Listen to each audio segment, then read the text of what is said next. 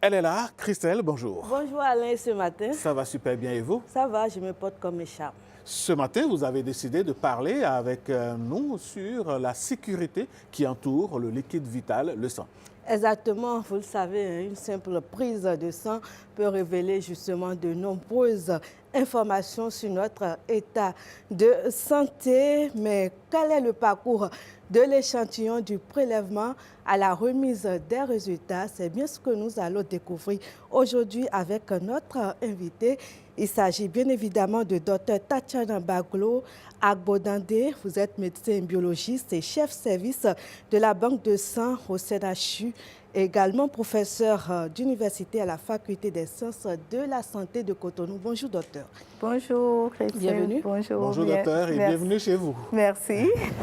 Alors Alain, pour permettre aux téléspectateurs, enfin j'ai glané, j'allais dire quelques informations justement pour permettre aux téléspectateurs de se mettre dans le bain du sujet. De se mettre exactement dans le bain du sujet. Et j'invite justement la réalisation à nous envoyer le reportage. Tout commence au poste de prélèvement. À l'aide d'une aiguille stérile, un agent de santé prélève un échantillon de sang, le plus souvent au niveau du bras. Le geste est rapide, mais il doit respecter des règles strictes d'hygiène et de sécurité. Le sang est recueilli dans des tubes spécifiques, puis immédiatement étiqueté avec des informations du patient. Cette étape est essentielle pour éviter toute erreur d'identification. Les échantillons sont ensuite envoyés au laboratoire d'analyse biomédicale. À leur arrivée, ils sont enregistrés et orientés vers les différents postes d'analyse selon les examens demandés. Dans la salle technique, les techniciens de laboratoire utilisent des équipements spécialisés pour analyser le sang. Lorsque les médecins font face à une pathologie donnée, pour le diagnostic, nous intervenons.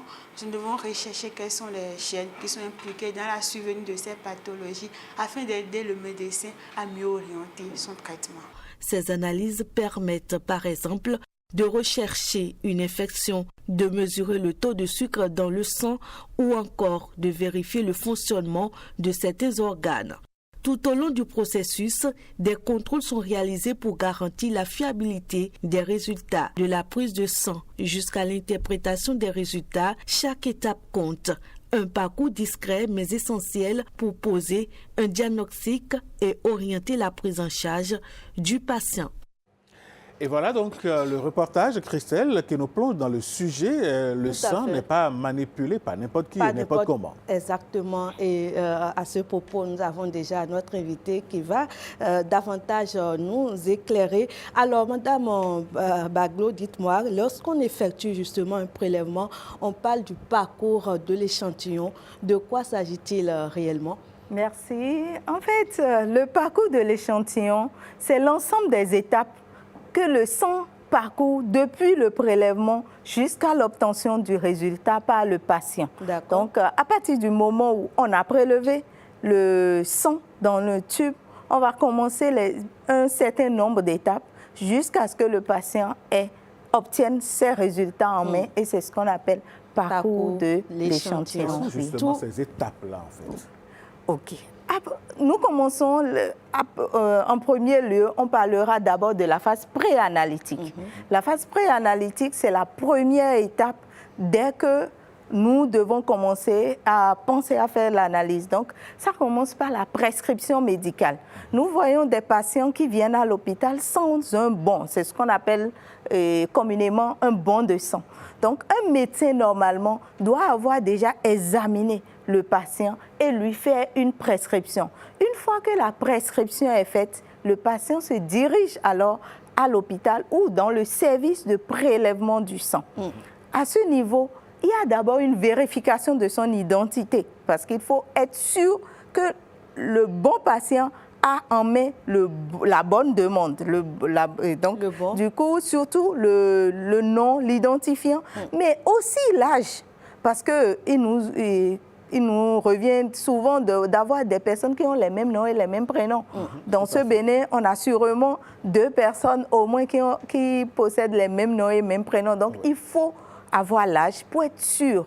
Et là, on vérifie vraiment en demandant au patient quel est votre nom. On ne dit pas, est-ce que c'est bien vous, telle personne? Non, on lui demande son nom et il répond que c'est bien lui et on vérifie. Une fois que la vérification est faite, là maintenant, on va entamer le processus. Bon, le processus est déjà entamé, mais là, on va voir les examens qu'il doit faire, rechercher les tubes, identifier les tubes et maintenant démarrer le processus du prélèvement même de l'échantillon. Et justement, pourquoi l'identification est-elle aussi importante?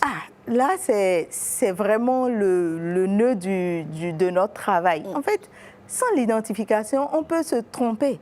On va donner au mauvais patient le mauvais résultat. Donc, il faut vraiment être sûr. Et ça, c'est vraiment très, très important. On dit même que la phase préanalytique constitue les 80% pratiquement des erreurs au laboratoire. Donc, ce qui fait qu'on vérifie, mais à tous les niveaux. Il faut faire attention à ne pas donner les résultats de Christelle. Allez, exactement. Par exemple. Exactement, parce que derrière tout tube, tout échantillon, c'est en réalité une personne qui est derrière. C'est un patient qui est derrière et ça, c'est très important.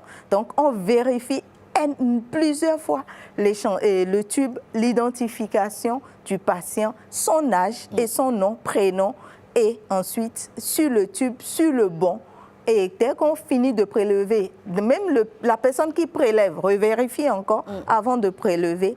Et une fois que le prélèvement est maintenant fait, et évidemment, avant que le prélèvement ne se fasse, il faut forcément vérifier le tube. Vous savez qu'il y a plusieurs types de tubes au laboratoire, donc les tubes sont en fonction des examens à réaliser. Donc, une fois que le prélèvement est fait, en respectant les règles strictes du laboratoire, on va ensuite prendre les échantillons et les ramener le plus tôt possible à l'intérieur du laboratoire, parce que la plupart du temps, la salle de prélèvement est à quelques minutes ou bien à quelques mètres, comme parfois des laboratoires même, des salles techniques de laboratoire. Donc, on amène les échantillons au laboratoire pour la suite du parcours. Et comment ces échantillons-là sont-ils transportés jusqu'au laboratoire? Pour pouvoir transporter les échantillons au laboratoire, il y a plusieurs étapes. D'abord, il faut forcément un contenant. Et ce contenant doit être thermostaté. Donc, on a un thermomètre à l'intérieur de l'échantillon. Qui sert à quoi? Qui sert à contrôler la température qui est à l'intérieur. Nous sommes tous d'accord que parfois, la température ambiante peut aller jusqu'à 40 degrés. Or, nous, la température doit quand même rester autour de 18-20 degrés. Donc, du coup, on est obligé de surveiller la température aussi bien à la salle de prélèvement lors du transport de l'échantillon et à l'intérieur du laboratoire pour qu'il n'y ait pas d'erreur, qu'il n'y ait pas de variation liée à la température, ce qui est très important. Et quand c'est au laboratoire, quelles sont justement les premières vérifications qui sont faites? Une fois que l'échantillon vient au laboratoire, à la réception, on a aussi les étapes de vérification encore, de l'identification inscrite sur le tube, mais aussi l'identification, le nom et le prénom et l'âge inscrit sur la demande. Une fois qu'on a et il faut qu'on ait une conformité vraiment entre l'identification du tube et l'identification de la demande. S'il y a une petite erreur, on déclare une non-conformité et on rejette le tube, malheureusement. Donc mais c'est pour le bien du patient. Si même l'âge n'est pas conforme, on est obligé de suspendre et de vérifier, de reprendre parfois même le prélèvement juste pour nous assurer qu'on est en train de vraiment bien faire notre travail.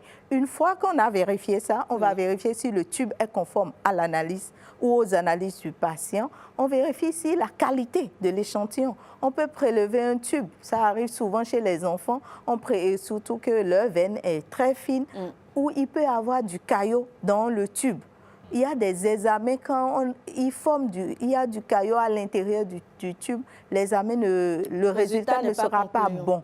Donc du coup, quand on vérifie, on doit vérifier que tube ne contient pas du caillot, parfois, hein, il y a d'autres fois, on veut bien que le caillot se forme pour qu'on ait le surnageant sur lequel on va faire l'analyse. Mais sur certaines analyses, on n'a pas besoin d'avoir du caillot. Il ne faut justement pas avoir du caillot. Donc, il y a un certain nombre de critères de validation qu'on vérifie en fonction des analyses qu'on veut faire avant de transmettre maintenant l'échantillon à l'analyse pour la vraie partie de l'analyse, parce que certaines fois, on doit transformer encore ce tube-là et avoir les différentes parties du sang, parce que parfois on veut faire l'analyse sur tout le sang, mais d'autres fois on veut faire l'analyse seulement sur une partie du sang.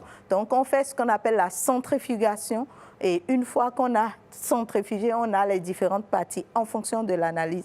D'autres fois, par exemple, si on veut faire ce qu'on appelle la NFS, l'hémogramme, on n'aura pas besoin de faire cette étape de centrifugation. On mélange bien simplement et on passe l'analyse à l'automate. Et passer toutes ces étapes-là, maintenant, vous venez à l'analyse de l'échantillon. Exactement. Exactement. D'accord. Alors, à partir du simple prélèvement sanguin, quel type d'analyse peut-on réaliser? Vous l'avez déjà annoncé, la NFS déjà. Oui. En fait, à partir du simple échantillon, on peut faire énormément d'examens. On peut faire des examens pour voir les cellules qui sont dans le sang, c'est-à-dire l'hémogramme permet de compter et de voir la qualité, c'est-à-dire une étude quantitative et qualitative des cellules du sang. Et c'est l'hématologie qui le fait. Donc après, à part ça, il y a les examens qui permettent de voir les nutriments qui sont dans le sang. On peut voir la glycémie, on peut voir les électrolytes, c'est-à-dire le sodium, le potassium, les sels, pour dire communément, les différents types de sels qui se trouvent dans le sang. Mais il y a aussi les infections, les marqueurs d'infection qu'on peut aussi rechercher en prélevant tout simplement du sang. Mais il y a aussi les marqueurs de cancer. Il y a, en fait, dans le sang, on a vraiment la trace de tout. Et donc, ça nous permet, en fonction surtout de l'analyse et du contexte clinique, donc tout part toujours de l'examen clinique du médecin, parce que c'est l'examen clinique qui va alors orienter les examens demandés, justement. Et avec cet examen clinique, on pourra, en fonction de ce que le médecin aurait demandé, qu'on va s'orienter. Sinon, on voit des gens venir à l'hôpital et dire « je veux faire bilan ». Un peu difficile. Quel type de bilan? Alors qu'on a des centaines de paramètres, c'est un peu difficile. C'est toujours bien de commencer par l'examen médical qui va vous orienter si la personne est hypertendue. Il y a des examens qui sont plus orientés pour cette personne. Si la personne est diabétique, ainsi de suite. Si la personne a plus de 50 ans, par exemple, il y a des examens, ainsi de suite. Et quels sont les équipements technologiques, j'allais dire, que vous utilisez pour aboutir au résultat? Les équipements sont en fonction aussi des bilans prescrits. Parce que si c'est pour faire, par exemple, l'hémogramme, qu'on appelle communément NFS, on aura des automates qui comptent les cellules. Si c'est pour faire doser les électrolytes, les nutriments, glucose, protéines qui se trouvent dans le sang, il y a aussi des automates qui sont spécifiquement dédiés à cela. Il y a des automates aussi qu'on appelle automates d'immunologie, qui vont aussi rechercher des anticorps, des antigènes, ainsi de suite. Mais il y a aussi une grosse partie de manuel, de tests que les techniciens fait manuellement ou semi-automatiquement. En tout cas, parfois, c'est semi-automatique, c'est-à-dire une partie automatisée, une partie manuelle. D'autres fois, c'est carrément du manuel et parfois de l'automatisé. Alors, une fois les analyses réalisées, comment les biologistes s'assurent-ils justement de la fiabilité des résultats? C'est le nœud du sujet. Oui, ça c'est sûr. Parce que tout résultat qui sort d'un automate, s'il y a un automate, n'est pas forcément ce qu'il faut. Ça, c'est très important et on le dit. Oui, l'automate nous aide, mais après, il y a ce qu'on appelle la validation technique. D'abord, donc, il y a la validation technique, il y a des règles du jeu, je vais dire, des règles de notre métier qui nous font dire ce résultat qu'on a est un bon résultat, c'est crédible déjà.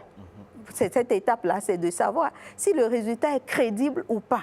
Si le résultat, par exemple, s'il y a un caillot de sang dans le tube, Et on n'a pas vu. Parfois, il peut avoir de caillots de sang. Quand le caillot n'est pas très gros, on peut ne pas voir. Il peut passer inaperçu. Il peut passer inaperçu. Okay. Mais en fait, il y a des règles qui font qu'une fois l'analyse faite, quand vous voyez les résultats, vous allez vous dire, ça, c'est pas bon. Il y a un problème, quelque part. Et ça, c'est pas bon. Alors, je retourne derrière pour revérifier ou alors et même si je ne trouve pas le caillou, je ne peux pas rendre ce résultat-là, tout simplement parce que ce résultat n'est pas techniquement validé. Donc, on parle même déjà de la crédibilité même du résultat. Je prends l'exemple, vous avez un tube où l'échantillon est quand même assez conséquent, le sang est bien rempli dedans, mais une fois que vous avez, et on passe l'échantillon, par exemple, pour faire NFS, et le taux d'hémoglobine est très bas, ou c'est le contraire, vous allez vous dire qu'il y a un problème. Donc, du coup, on va reprendre encore le processus depuis le début, parfois même reprélever le patient. Peut-être que le tube, l'automate n'a même pas pipetté l'échantillon. Donc, on reprend déjà l'analyse et si vraiment ça nous redonne toujours la même chose, on va à la source, on va voir le patient. Parfois, on doit se déplacer vers le patient pour constater ce qui se passe. Parfois, le patient a tout simplement mangé. OK. Oui, parce que c'est interdit de manger lorsqu'on veut faire. Ce n'est pas interdit. Okay. Ça dépend des analyses à faire, en fait. Parfois, c'est quand il est sous un certain nombre de médicaments qui change complètement les résultats. Et donc, avant de sortir, de dire, oui, ce résultat est crédible, il y a des vérifications à faire. Docteur, est-ce qu'il est déjà arrivé, par exemple, que des résultats qui n'ont pas été validés ou rentrent dans le circuit et parviennent aux médecins prescripteurs? Normalement, non. Normalement, non, parce qu'après cette validation technique, il y a plusieurs SCUTF. Après cette validation technique, il n'y a encore pas derrière la validation biologique. Okay. Donc, il y a tellement de niveaux, d'étapes, de corps de contrôle qu'on n'aura pas, normalement en tout cas, si tout va bien, on ne devrait pas avoir un résultat anormal qui va au niveau du médecin. Maintenant, le problème qu'on a, c'est des problèmes on n'a pas de contexte clinique. Comme je vous explique tout à l'heure, quelqu'un vient simplement pour dire je vais faire bilan. Le problème, la dernière étape, c'est-à-dire l'étape de validation biologique, le médecin doit voir si tous les résultats, même s'ils sont validés techniquement, est-ce qu'ils sont conformes au contexte clinique du patient? Mais est-ce qu'on a le temps de vérifier tous ces paramètres? Oui, on est obligé. Okay. C'est notre métier. Et c'est vraiment obligatoire. L'objectif, c'est de soigner. L'objectif, c'est de soigner, effectivement. Sortir un mot. Comment est-ce que vous réagissez face à l'urgence? Exactement. Non, il y a des examens en urgence.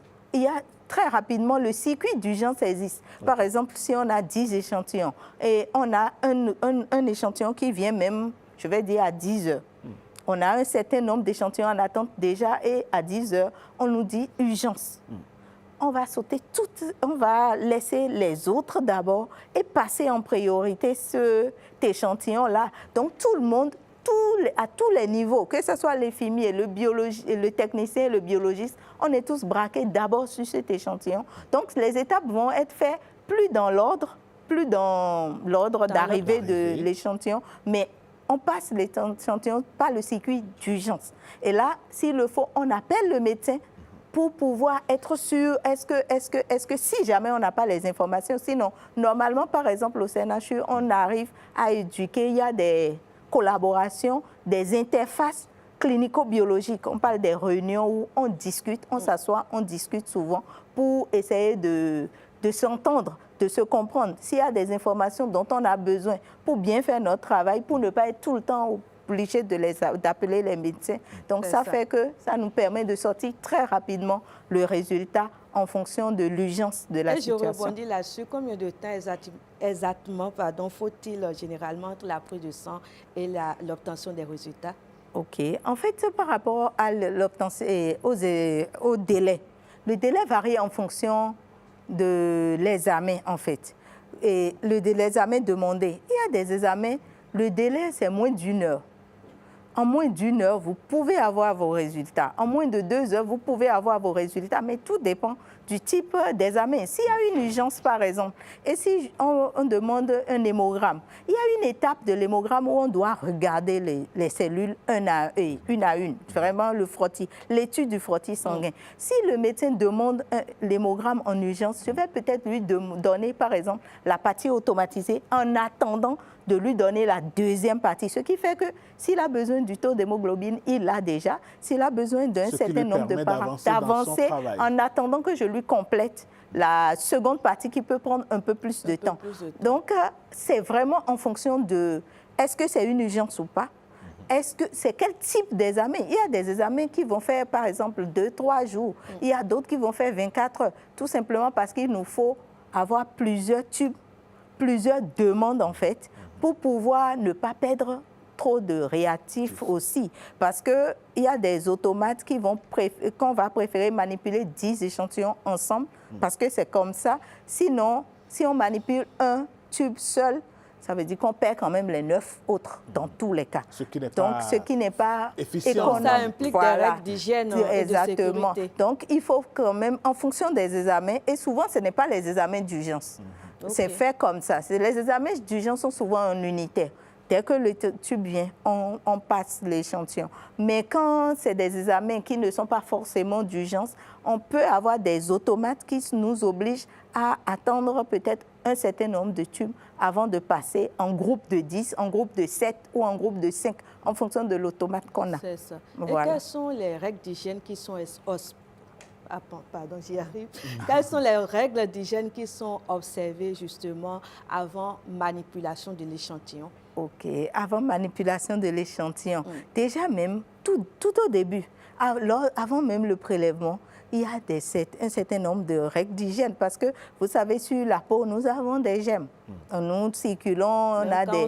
Donc, lave les mains. Voilà, donc du coup, le technicien ou l'infirmier qui doit prélever se lave déjà les mains systématiquement, entre chaque patient. Systématiquement, entre chaque tâche, il doit se laver les mains et ensuite porter des gants. Vous avez vu un peu dans l'émission que vous avez présentée tout à l'heure. Voilà, donc il y a les gants qu'il doit porter et donc il a des étapes. Par exemple, il ne doit pas serrer un garrot trop fort, il doit nettoyer avec de l'alcool correctement. Même la surface qu'il va utiliser doit être nettoyée entre chaque patient. Une fois au laboratoire aussi, il y a les règles d'hygiène où on doit être à minima forcément en gants parce que c'est quand même des échantillons, c'est potentiellement transmissible. Donc du coup, il faut forcément porter des gants. Alors, comment expliquez-vous le fait que certains résultats donnés ailleurs soient hypothéqués à un autre endroit? Qu'est-ce qui explique cela? Non, bon, parfois, comme je dis, on peut ne pas avoir les bonnes informations pour pouvoir avoir les bonnes interprétations. Donc, tout dépend de est-ce que nous avons eu les bonnes informations pour interpréter, parce que ça, c'est important. On voit des informations qu'on n'a pas, où on n'a pas mis le motif. On met bilan. Quand on met bilan, le médecin biologiste ou bien le technicien ne sait pas forcément pourquoi il fait l'analyse. Donc, du coup, il faut forcément quand même qu'on ait les informations pour une bonne interprétation. Et donc, normalement, dès qu'on a une bonne interprétation, tout va bien. Docteur, dites-nous, il y a quand même un vécu que certains Béninois expérimentent depuis quelques années, même quand ils vont dans des laboratoires, dans des cliniques privées, faire les examens et que les résultats sortent. Parfois, quand ils arrivent au CNHU ou bien dans les structures publiques, on demande de reprendre ces examens une fois encore pour aboutir, dans la plupart des cas, au même résultat. Pourquoi cette situation? OK. En fait, il y a des règles, en fait. Et je prends l'exemple du groupage sanguin. Le groupage sanguin, on dit quoi? Même en Europe, partout, il faut avoir 2 groupages sanguins. Forcément, pour que nous puissions, on dit, il faut avoir 2 déterminations. Donc, quand on fait une fois, vous venez avec, quand vous venez au CNHU, vous ferez la deuxième fois. Puis pour qu'on puisse avoir forcément les 2 déterminations, surtout que c'est un examen, c'est médico-légal. Si on fait une erreur, la personne peut en mourir. Donc, on ne peut pas se fier à une seule détermination. Et même lors de cette seule détermination, une fois que le tube arrive au laboratoire, tenez-vous tranquille, c'est 2 techniciens qui doivent manipuler systématiquement. Donc, avec la recherche de la certitude du résultat, en fait. Donc, même si ça vient au laboratoire, un seul tube est manipulé par 2 techniciens différents, avec 2 lots de réactifs différents. Donc, du coup, obligatoirement, la règle, par exemple, pour le groupage, je prends l'exemple simple du groupage sanguin, on doit avoir 2 groupages sanguins avant de se dire qu'on est vraiment groupé. En fait, on parle de 2 déterminations. Et à chaque détermination, une fois au laboratoire, la règle impose au laboratoire que 2 techniciens puissent manipuler avec 2 lots de réactifs différents. Et donc, du coup, si on a une seule détermination, parfois, on est obligé de redemander systématiquement un deuxième contrôle pour être sûr, en fait. OK. Voilà. Pour être sûr de la fiabilité des résultats. Tout à fait. L'un des résultats, moi, j'ai encore une petite question pour notre invité. Oui, parlons de la transfusion sanguine. Quelles sont les mesures de sécurité que vous prenez à ce niveau pour que enfin, le patient ou bien celui qui sera transfusé soit aussi en sécurité? Le circuit de la transfusion sanguine est encore un autre circuit. C'est différent du circuit des examens biologiques. Mais effectivement, il y a le donneur. Tout commence par le donneur qui vient volontairement, ça c'est très important pour nous, volontairement, bénévolement donner son sang. Parce que celui qui vient volontairement, il n'a aucune contrainte derrière. Donc, s'il n'est pas dans les règles pour pouvoir donner, il ne viendra pas. Il ne viendra pas. Donc, du coup, il vient volontairement. Il y a un examen, une sélection médicale qui fait qu'on peut éliminer, en tout cas, on peut dire que certains ne sont pas légitimes, en tout cas, pour pouvoir donner du sang. Et donc, si finalement on valide la personne, on dit oui, ce donneur est bon pour donner, il ira donner. Et il y a toutes les règles à respecter pour pouvoir prélever le sang. Une fois prélevé, évidemment, on va examiner, on va qualifier l'échantillon, c'est-à-dire le sang prélevé doit être qualifié avec des examens énormes qu'on doit faire, les examens de VIH, d'hépatite B, hépatite C, tout ça. Une fois qu'on a qualifié la poche, on vérifie et à chaque étape, il y a plusieurs personnes qui font les mêmes étapes pour être sûr toujours qu'on ne se trompe pas. Et maintenant, quand on finit le circuit, le tube, les poches sont ensuite transmis à la banque de sang qui va distribuer. Et lors de la distribution, il y a encore le groupage à contrôler. Une fois, même si le patient ne paye pas, même si le patient vient avec son groupage, c'est pourquoi on a l'impression que ça traîne un peu avant qu'on ne cède les poches, c'est qu'il y a encore, on refait toujours le groupage. Systématiquement, on parle de contrôle quand même, pour être sûr que le groupage qui est écrit sur on ne donne pas le mauvais sang au mauvais patient. Donc, on fait le test, on fait encore des tests de compatibilité au laboratoire, c'est-à-dire on mélange le sang du donneur avec le sang du receveur dans un tube pour être sûr que c'est bon, que tout va bien, qu'il n'y a pas d'agglutination et qu'une fois qu'on va transfuser, il n'y aura pas de problème. C'est après tout ça qu'on va céder la poche au patient. Et une fois arrivé au lit du malade, il y a encore des contrôles. Contrôle d'identité, on parle de contrôle ultime de concordance et contrôle au lit du malade, test de contrôle ultime au lit du malade que l'infirmier ou le médecin doit faire. Et il faut que tout ça soit bon avant qu'on ne commence la transfusion dans les règles d'hygiène du laboratoire. Les règles d'hygiène, est-ce qu'il y a-t-il des précautions particulières que les patients doivent faire avant tout prélèvement? Voilà, avant tout prélèvement, moi je dis souvent, si vous avez du prélèvement, ce n'est pas une urgence, souvent informez-vous de ce qu'il faut faire. Il y a des prélèvements, on n'a pas besoin de rester à jeun, tout simplement. Et il y en a, on a besoin de rester à jeun. Il y a des prélèvements, par exemple, et il faut faire un certain nombre d'attitudes. Il faut avoir un certain nombre d'attitudes dans les 3 derniers jours, par exemple. Donc, si on ne se renseigne pas, on peut ne pas savoir. Mais ce qui est commun, on dit souvent de ne pas manger. Mais comme je dis, ce n'est pas tous les examens. C'est pour la plupart du temps. Voilà. Exactement. Donc, voilà, et pour finir, est-ce qu'il est important, pourquoi est-il important pour chacun justement de ne pas négliger cette étape-là du diagnostic? C'est l'étape de prélèvement, c'est ça. L'étape de prélèvement, c'est, comme je disais, c'est pratiquement le plus... En fait, on a réussi à minimiser les risques d'erreurs liées à la phase analytique, c'est-à-dire la partie du laboratoire. On a réussi à minimiser les erreurs sur le plan mondial et scientifique, les erreurs liées à la phase post-analytique. On s'est rendu compte que le gros des erreurs du laboratoire, des non-conformités du laboratoire, est aujourd'hui lié, la grosse partie est liée à la phase préanalytique, c'est-à-dire à la phase liée au patient, au prélèvement et à l'identification du patient. Donc, il est important quand même. On aura fait un peu le tour. Hein. Merci beaucoup, docteur. Merci Christelle. J'espère que nos amis téléspectateurs ont eu l'essentiel hein, et que si vous êtes, si vous êtes dans la situation, il faut donc savoir quoi faire.